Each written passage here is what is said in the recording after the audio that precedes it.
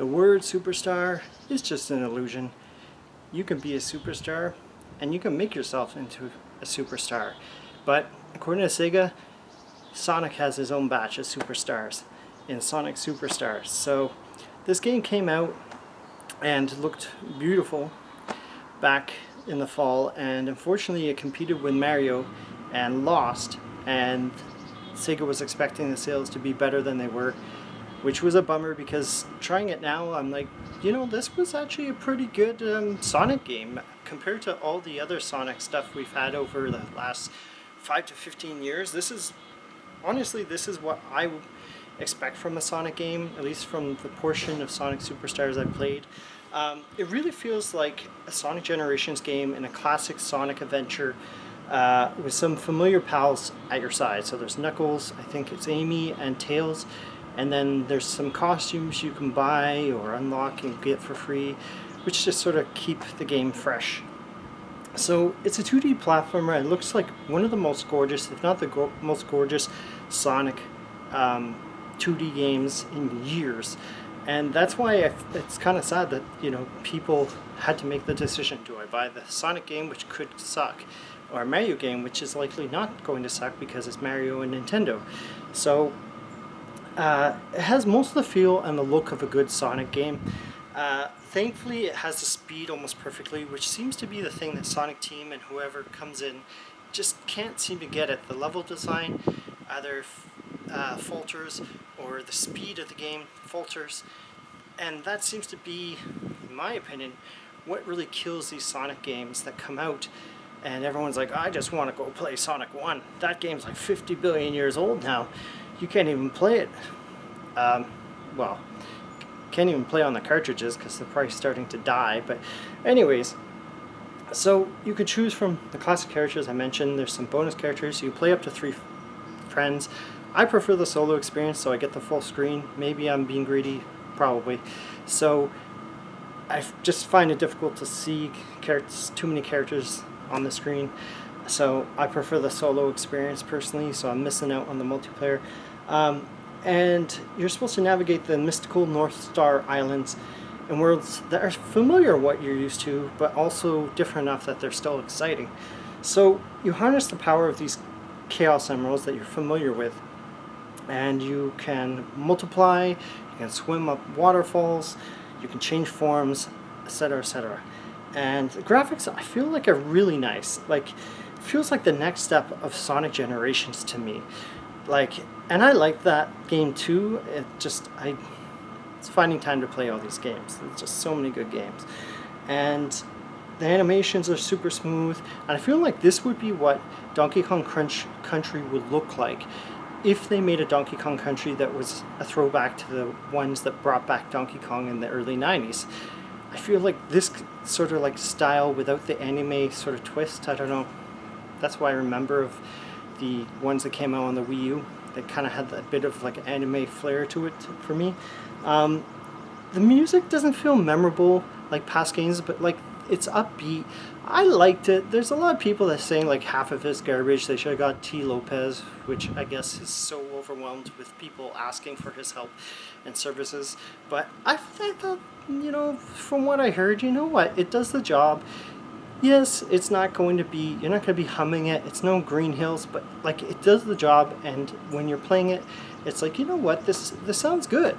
So I feel like this is what a Sonic game should sound like.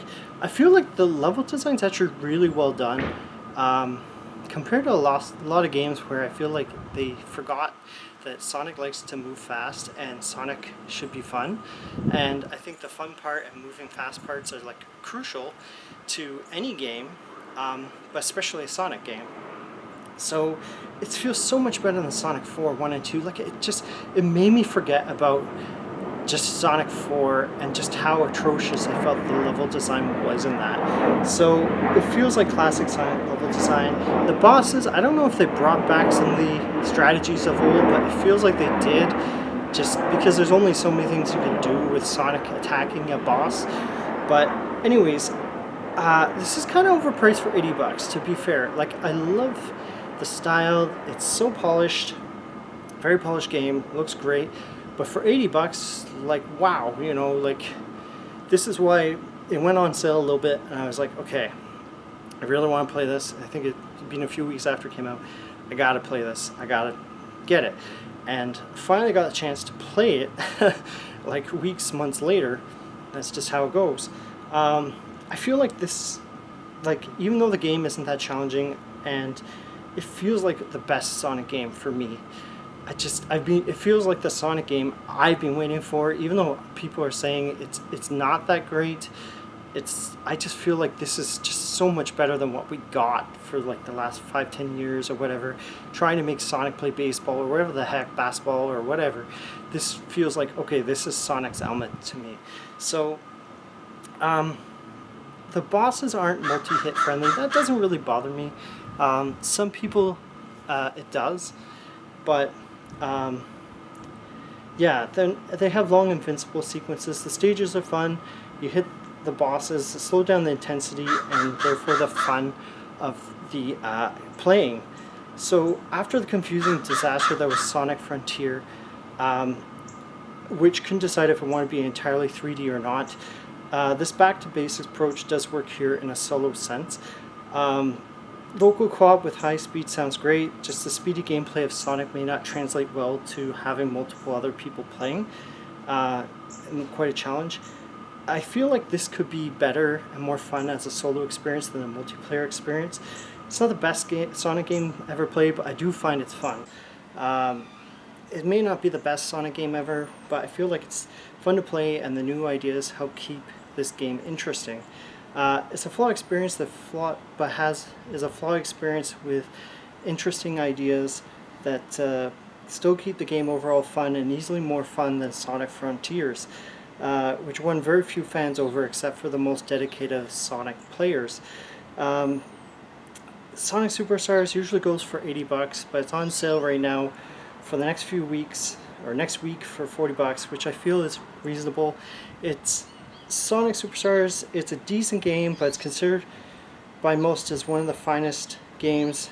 It could have been greater, but the solid level designs let down by the boss battles, and which take all of the speed out of the game. So it's a real shame this game, or Sonic, yeah, it's a real shame that Sega put this game up against Mario, Super Mario Wonder, because if it had been released a little bit before or after, it would have had much better sales and more praise from fans, I feel like. So it's a solid 7 or 7.5 if you're a fan, huge fan. It looks amazing, the levels are fun, and playing with friends with co-op might not be as fun as it looks in the end, but you might still enjoy it. So keep on being a superstar, Sonic, and keep on gaming. Bye.